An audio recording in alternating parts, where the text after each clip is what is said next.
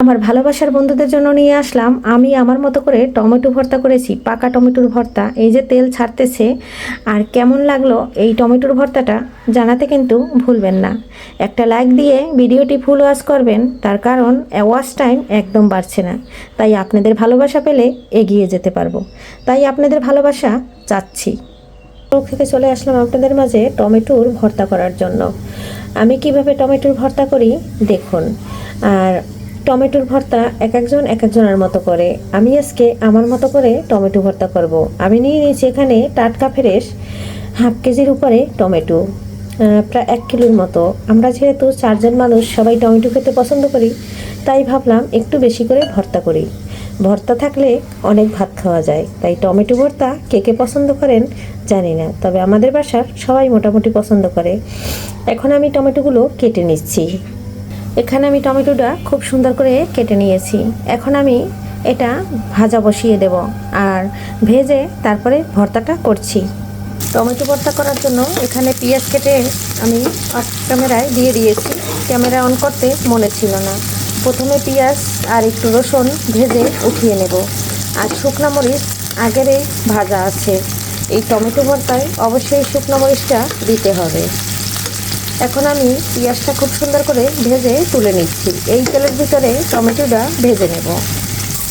বন্ধুরা, রসুনটাও দিয়ে দিয়েছি থেতো করে, তবে এই ভর্তাটা একটু রসুনটা বেশি দিলে খেতে কিন্তু দারুণ লাগে।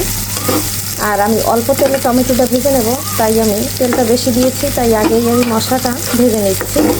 মশলাটা ভেজে তুলে নেব। আর এখানে কিন্তু লাগছে আমার পেঁয়াজ আর রসুন, আর সাথে আমি শুকনো মরিচটা ভেজে অনেক আগে করে রেখে দিই, তার জন্য যখন ভর্তা করি তখন গুঁড়ো করে দিয়ে দেই।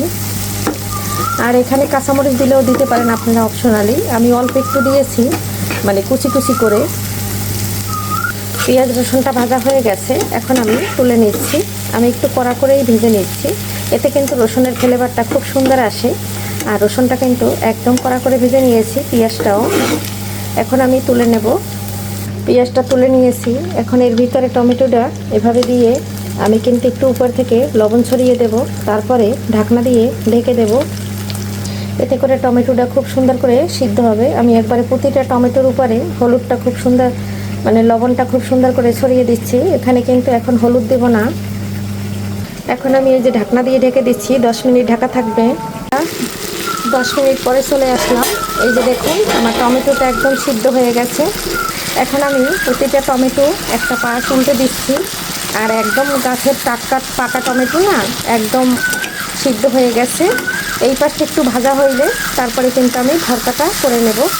এর ভিতরে আমি মরিচটা ভেঙে গুঁড়ো করে নিচ্ছি। যে মশলাটা ভেজে উঠিয়ে রেখেছি তার মধ্যে এই যে দেখো, আমার খুব সুন্দর করে উল্টে নিয়েছি। বন্ধুরা, এখানে আমি শুকনো মরিচ নিয়েছি আর লবণ নিয়েছি। এখন আমি হাত দিয়ে খুব সুন্দর করে এটা আমি গুঁড়ো করে নেব। আর এভাবে কিন্তু ভর্তাটা করলেই বেশি মজা লাগে খেতে। আর আমি কিন্তু কাঁচা মরিচ দিইনি, আপনারা অপশনালি দিলে দিতে পারেন। এখন ভেজে রাখা পেঁয়াজ রসুন দিয়ে দিচ্ছি। এটা একটু মরিচের সাথে খুব সুন্দর করে মেখে নেব, তাহলে কিন্তু মরিচের সাথে একদম মিশে গেল। আর বন্ধুরা, আমার ভিডিওগুলো কিন্তু একটু রাত্রে করি তো, অন্ধকার আসে, তাই একটু ক্ষমা সুন্দর দৃষ্টিতে সবাই দেখে নেবেন। এই যে হয়ে গেছে বন্ধুরা। এই যে এখন আমি টমেটোটা একদম ভেঙে নিচ্ছি। আর এখানে কিন্তু খোসাটাও একদম সিদ্ধ হয়ে গেছে। আর খোসাটা কিন্তু আমি ফেলছি না, যখন আমরা খাবো তখন ফেলে দেব। আর এই যে দেখুন একদম। আর এখানে দিয়ে দেব কিছু কেটে রাখা ধনেপাতা। ধনেপাতাটা কেন দিচ্ছি এভাবে? কাঁচা ধনেপাতা বা কাঁচা পেঁয়াজ কোনো ভর্তায় আমরা ব্যবহার করি না, তাহলে আমাদের বাসার কেউ খেতে চায় না। বন্ধুরা, মেখে রাখা যে পেঁয়াজ রসুন আর কাঁচামরিচটা, এই শুকনো মরিচটা যে নিয়েছি সেটা কিন্তু দিয়ে দিয়েছি। ভর্তাটা কিন্তু আমার ডান হয়ে গেছে। আর আমি কিন্তু চুলার পাড়ে বসেই মিলিয়ে নিচ্ছি। এরপরে শুধু পরিবেশন করে নেব, তাহলে হয়ে যাবে আমার ভর্তা ডান।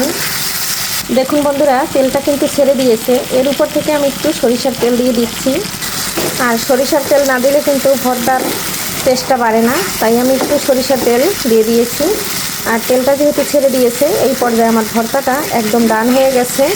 চুলার জালটা কিন্তু অফ করে দিচ্ছি।